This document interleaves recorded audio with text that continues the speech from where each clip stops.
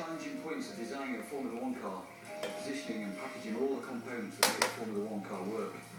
Here you can see all these components and how they're positioned on the car. So starting at the rear, we've got the gearbox, we've got the clutch, we've got the engine, we've got the oil tank, we've got the fuel system. Here we've got all the electronic boxes. And then moving up to the front, we've got all the pedals and the steering system. Now, it's very important on a Formula 1 car that we keep all the weight very low. This reduces the central gravity of the car and brings us performance. Here we have the driver's seat, obviously where the driver sits. And then immediately behind him, probably 50mm away, is where we store the highly flammable fuel in the fuel cell. This is a Kevlar fuel system, and as you can see we have lots of horizontal baffles in there. Now, if we didn't have these horizontal baffles, the fuel would surge around, particularly in the braking with the high G levels and in cornering.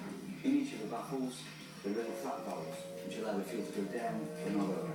So that the fuel drains, the fuel can never come above one of these horizontal baffles. By doing this, we keep the centre of gravity, as always, as low as possible. There are also lots of pipes and pumps in here. These are positioned strategically to feed the engine, whilst also allowing the fuel cell to breathe.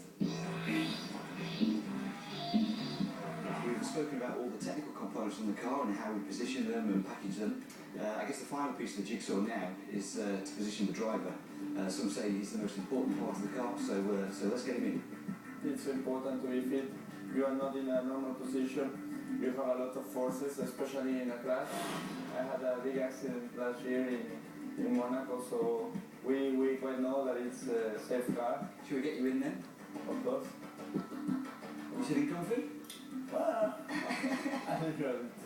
This is how it looks. As I told you, not a very comfortable position to be sitting in 2 hours. We've spoken about getting all the components as low down on the car as possible. Obviously, you're just another component to us. So as you can see, your sort of backside is 10mm away from the tarmac, which obviously you feel when you're racing in the car.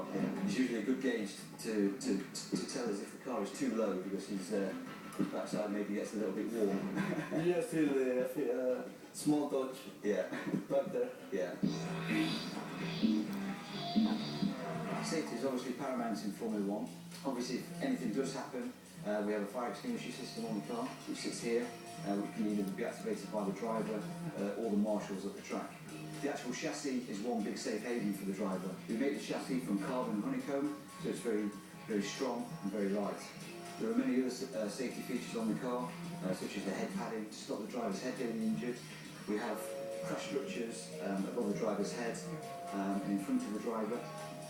And then, as we move down the car, we have a crash zone at the front. All this packaging that we've spoken about makes it very difficult to try and find anywhere for my Apple to fit, other than this huge void at the front, which has to be reserved for the frontal crash test. So anyway, I hope you've enjoyed your tour of a cutaway Sauber F1 car. Thank you very much.